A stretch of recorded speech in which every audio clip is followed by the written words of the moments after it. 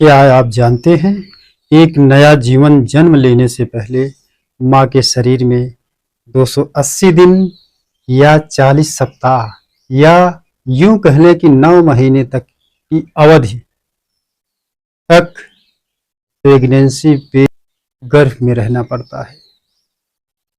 ये गर्भ अवधि पूर्ण हो जाने पर या प्रेगनेंसी पीरियड पूर्ण हो जाने पर गर्भाशय की पेशियों में संकुचन होता है या जिसको कहा जाता है वाइगरस कंट्रैक्शन होता है इसकी दीवारों में। शिशु का जन्म गर्भाशय की अनैच्छिक पेशियों में संकुचन की लंबी प्रक्रिया से होता है। तो ये इसकी पेशियां ये इसकी पेशियां होती हैं और ये पेशियां अनैच्छिक रूप से समयानुसार अनैच्छिक रूप से इनमें संकुचन होगा, मतलब फूलेगा, पचेगा, ऐसे मतलब थोड़ा सा कंपन करेगा। तो इस तरह से जो है इसमें पेशियां कंपन करती हैं। इस अनुभव को प्रसव दर्द या वेदना कहते हैं। जो गर्भवती महिलाएं होती हैं, इसके अनुभव को जब देखा जाए तो इसे हम प्रसव दर्द या वेदना कहते हैं। मनुष्य में शिशु जन्म को प्रसव कहते हैं। शिशु जन्म की प्रक्रिया 3 अवस्थाओं में पूर्ण होती है। प्रथम प्रवस्था में क्या होता है कि इस अवस्था में, पहली अवस्था में प्रत्येक 30 मिनट या इससे अधिक समय में ये पुनरावृत्ति होती है, अर्थात दर्द उठेगा, दर्द पेन उठेगा। इस अवस्था में गर्भाशय की दीवार जो वॉल्स होती हैं वो सर्विकल प्लग 10 सेंटीमीटर खुल जाती है और इस गर्भाशय की दीवार में उपस्थित जो भ्रूण होता है, भ्रूण के चारों तरफ जो एमनियन अस्तर होता है और भ्रूण स्वयं जो है एमनियाटिक फ्लड में रहता है, तैरता रहता है, इसी में तैरता रहता है। जन्म से पहले ही इसकी एक पहचान है, ये तैरता रहता है। और ये प्रथम फेज में क्या होता है कि ये गर्भाशय की जो दीवार है एमनियन फट जाती है, जिसके कारण एमनियाटिक फ्लड बर्थ कैनाल या सर्विकल प्लग से रिसाव होने लगता है, जिसके कारण शिशु आसानी से बाहर आ सकता है। यह लगभग 8 से 24 घंटे तक रहता है। यह लगभग 8 से लेकर के 24 घंटे तक यह प्रक्रिया चलती है। शुरुआत में इसमें आया या नर्सें सहयोग करती हैं। जब भी कोई प्रेग्नेंट महिला को जब दर्द उठेगा तो ये 30 मिनट पर या 30 मिनट से ऊपर में पुनरावृत्ति, मतलब पुनः वैसे ही दर्द उठता है। दर्द उठने के फलस्वरूप इसकी एमनियन अस्तर मेम्ब्रेन फट जाता है। फटने से इसका जो तरल पदार्थ है, एमनियाटिक फ्लड है, वो बर्थ कैनाल से रिश्ता है या सर्विकल प्लग से रिश्ता है और उसी समय 10 सेंटीमीटर ये बर्थ कैनाल चौड़ी हो जाती है, जिससे जो है शिशु को जन्म लेने में आसानी हो। और द्वितीय प्रावस्था क्या होती है? द्वितीय प्रावस्था में वास्तव में कहा जाए तो यह अवस्था शिशु जन्म की ही है। अब ऑटोमेटिक जो है प्रथम प्रावस्था में इसका मुख खुल गया है, बर्थ कैनाल या सर्विकल प्लग खुल चुके हैं, रिसाव हो रहा है एमनियाटिक फ्लड का। तो यह जो है अब खुलने के फलस्वरूप द्वितीय अवस्था में, इस अवस्था में पहले शिशु भ्रूण का या शिशु का सिर जो है धीरे धीरे बर्थ कैनाल से या योनि से कह लें या सर्विकल प्लग से बाहर आता है और शिशु जब स्वयं श्वसन शुरू कर देता है तब नाभि नाल को धागे द्वारा शिशु की ओर बांधकर, जैसे ये नाभिनाल है, नाभिनाल को धागे द्वारा इसको बर्थ नाभिनाल को धागे द्वारा बांधकर, और कहाँ बांधा जाता है? शिशु की तरफ बांधा जाता है, ना कि ऊपर जो जुड़ा हुआ प्लेसेंटा है वहां नहीं, शिशु की तरफ। जैसे ये नाभिनाल है, नजदीक ही मान लीजिए ये एब्डोमिनल पार्ट है, उसके जस्ट नज़दीक ही धागे से बांध करके असंक्रमित सहायता से, मतलब साफ नई पत्ती की सहायता से, अब देख रहे हैं ब्लेड की सहायता से काट करके अलग कर दिया। यह प्रक्रिया शिशु के जन्म के बाद में 10 या 20 मिनट के अंतराल में होता है, जब जन्म हो जाता है तब। तृतीय फेज में क्या आता है, अभी बच्चे तो शिशु तो जन्म ले लिया, अब शिशु जन्म लेने के बाद, बर्थ कैनाल से निकलने के बाद तीसरे प्रावस्था में या इस ट्रिपल फेज में प्लेसेंटा और सर्विकल प्लग, इस अवस्था में प्लेसेंटा या जिसको हम कह लें अपरा प्लेसेंटा, जो मल्टी ऑर्गन्स का काम करता है, शिशु के लिए गार्ड है, ये सब कुछ करता है, खिलाता पिलाता भी है प्लेसेंटा, और वर्ज्य पदार्थों को ये प्लेसेंटा बाहर भी निकाल देता है, और ये प्लेसेंटा जब तक रहता है गर्भ में तब तक जो है माँ उसकी हेल्प करती रहती है।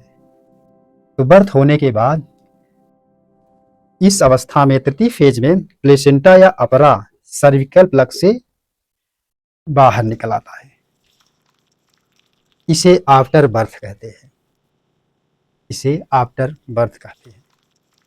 इसको आया कहीं अन्य स्थान पर ले जा करके तो दफन कर देते हैं। तो जैसे गाय बैल भैंस में,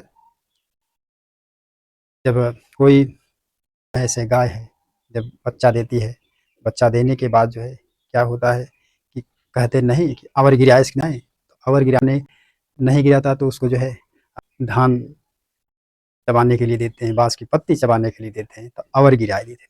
तो वही है प्लेसेंटा मनुष्य में, तो प्लेसेंटा बाद में गिरता है। अब इसमें हम देखते हैं कि हार्मोन्स का प्रभाव, प्रसव में या डिलीवरी में हार्मोन्स का प्रभाव क्या होता है। प्रसव या डिलीवरी यह न्यूरो इंडोक्राइन मैकेनिज्म है, या हम कह लें कि तंत्र की अंतःस्रावी क्रिया विधि है।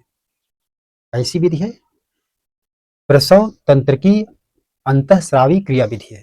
पूर्ण विकसित गर्भ या फुली मैच्योर्ड फीटस तथा प्लेसेंटा इसके लिए उद्दीपन या संकेत उत्पन्न करते हैं।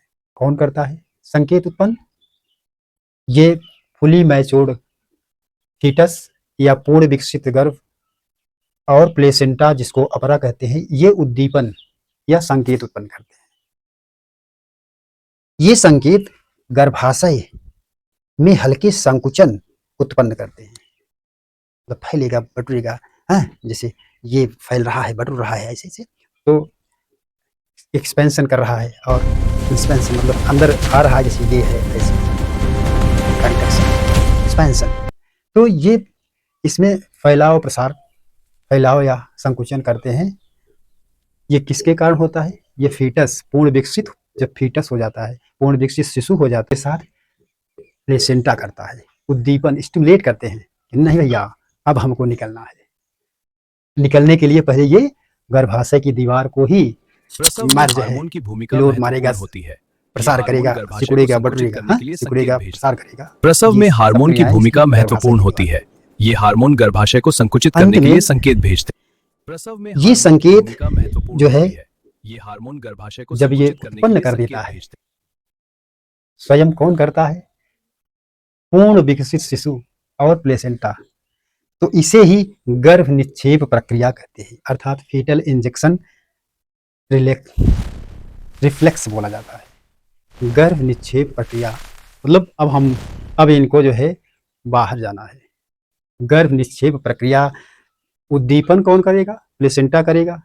नहीं भाई, अब हमको निकलना है। उधर ये भी संकेत देगा, फुली मैच्योर्ड पूर्ण विकसित शिशु भी संकेत देगा और प्लेसेंटा भी संकेत देगा। पूरा संकुचन, जब संकुचन करने लगता है तो ये संकेत देता है कि नहीं अब हमको बाहर जाना है। और ये किसके थ्रू होता है? ये तंत्र की अंतःस्रावी क्रिया विधि के द्वारा, इसके न्यूरो इंडोक्राइन सिस्टम मैकेनिज्म के थ्रू होता है।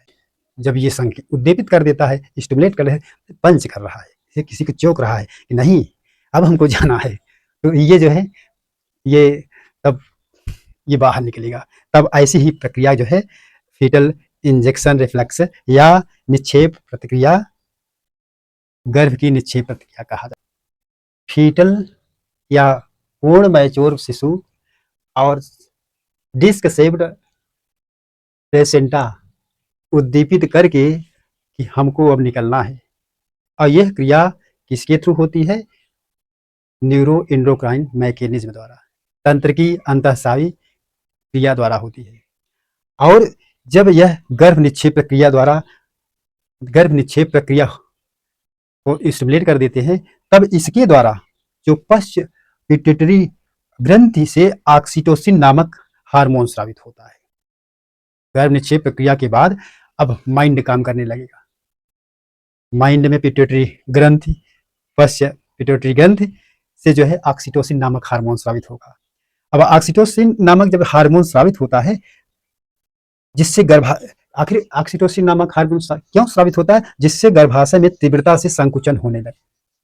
जब जैसे ही संकुचन से लगातार तीव्रता से बढ़ता रहता है, जो है फैलेगा, ये फैलाव होगा, फिर स्वयं ऐसी क्रियाएं होती हैं, तब जो है लगातार संकुचन से के फलस्वरूप जो है शिशु जो है गर्भाशय से निकलने की क्रिया हो जाती है। शिशु को गर्भाशय से निकलने की क्रिया होती है, जिसे शिशु जन्म या डिलीवरी कहा जाता है। अंड से या याक सैक से स्रावित हार्मोन रिलैक्सिन प्रसव के समय गर्भाशय ग्रीवा तथा सोड़ मेखला के लिगामेंट या स्नायु को स्थिर करता है, जिससे प्रसव के समय शिशु को जन्म लेने